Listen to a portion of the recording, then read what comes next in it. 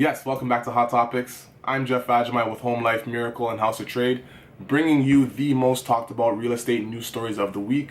I really have one main story to talk to you about today, and after that I just want to talk about a couple of strategies that you can use to save up for a down payment in this market. Really in any market, but definitely in this market, it's something that can help. And the first story of the day is basically around new construction home sales in Toronto. New construction home sales in Toronto hitting a 20-year low. The basic premise of the story is the Building Industry and Land Development Association, that's BILD, B-I-L-D, came out with a report that they do every year where they talk about housing sales and new construction sales in Toronto. And we found that sales actually dropped by about 50% from their previous year, that's 2017. What sales were in 2018 was 3,831. The previous year, there were about 7,591. That's a 50% drop in sales. That's huge. The sales in 2018 were about 74% below the 10-year average. So what are a couple of reasons for that? The one that comes to mind to me is basically the stress test that home buyers have had to go through over the last year. The stress test, if you don't know, let's say if you qualify for a mortgage rate of about 3.75%, you then have to actually qualify for a rate 2% higher than that in case they decided to ever raise interest rates. You wouldn't feel the pinch. What that does is it actually cuts your affordability down by about 20%. So if you're someone that's qualified for, let's say, a $500,000 mortgage, you already know that there's not a lot of properties that they're building that are in that range. In Toronto especially, unless you're looking at condos.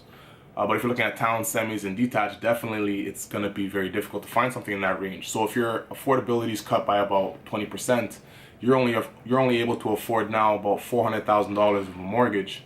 That makes it extremely difficult. So even if you have great credit, really good income, and a good down payment, it's still going to be a little tighter for you to afford something. But one suggestion that David Wilkes has made, and also like the Toronto Real Estate Board and so many others have actually said it, and I really agree with it, is maybe raising or increasing amortization periods from 25 years to 30 years. An amortization period, if you don't know, that's the length of time you have to pay back whatever mortgage that you've borrowed. Let's say you got an interest rate for 3.75, $500,000 mortgage, you have 25 years to pay that back.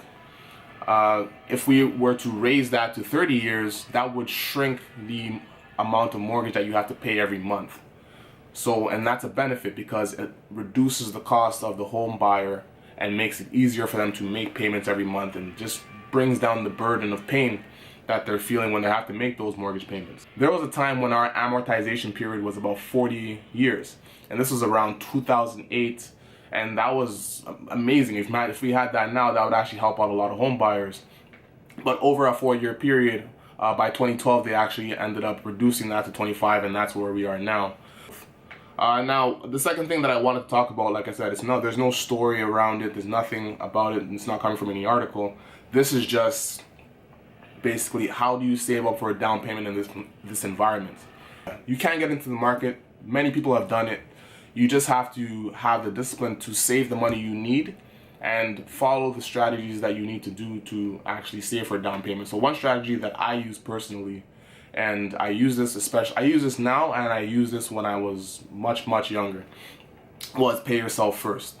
What that means is, before you put any money towards your expenses, before you start paying your car bills, your loans, your credit card bills, whatever, you make sure that when you get paid, a portion of your income goes straight to your savings account. And that savings account is going to be used for any purchase that you want to make, whether it's a vacation, whether it's a down payment for a home, whether it's for a car, whatever it is.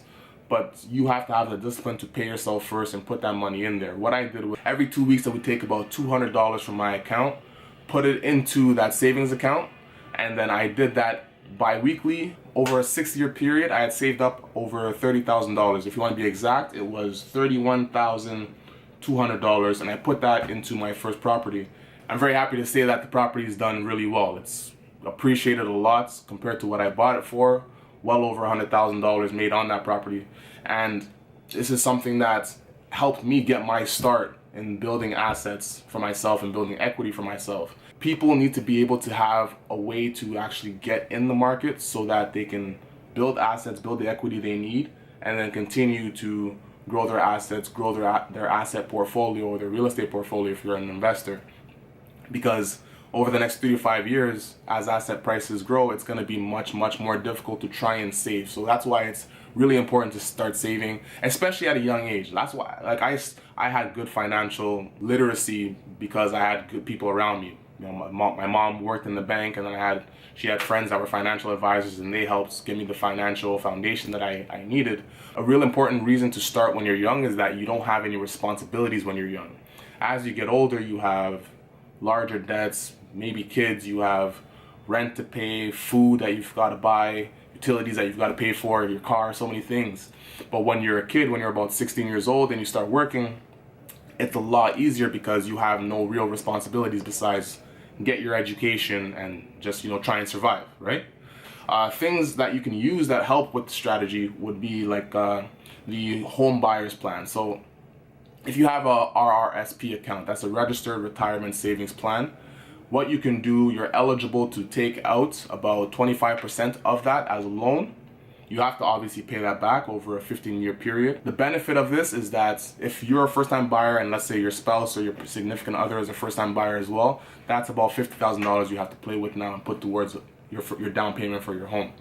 You don't have to pay this money back until 2 years after you've taken the money out. So you can start making your payments 2 years later, and from there you have 15 years to make payments, and you only have to pay every year about 1/15 of the amount you took out, which is about $1,667.50. That's nothing. It's just over $100 a month that you'd have to pay. This is a plan that really helps. It's helped a lot of my clients get into their first property. It's gonna help you. That's one thing I wanted to offer. Like I said, there was no secondary story. I just wanted to see how I can just pass on a little bit of knowledge on how to save for a down payment in any market. Now, to a little bit of shameless promotion, check out the Mobile Age of Real Estate blog on our houseoftrade.ca website.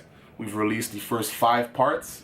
The 5th part that we released is showings on demand, and it's just talking about different ways that showings are happening now in the real estate sector. There's so many different ways. Like, we have technology, we have our phones. One thing I do for my clients is I like to go to properties, record videos for them if I can't meet with them because people have busy schedules, and just record a video for them, send them the video, send them the listing, and then we discuss it from there. They don't have to leave the comfort of their home or their work. They can see and get a good idea of what the property is like, and I've done a lot of deals like that. So showings on demand, go check that out, the Mobile Age of Real Estate blog on the houseoftrade.ca website. Thank you for joining us, and don't forget to like, share, subscribe, comment down below. This is always a discussion. We are going to see you next week. Peace.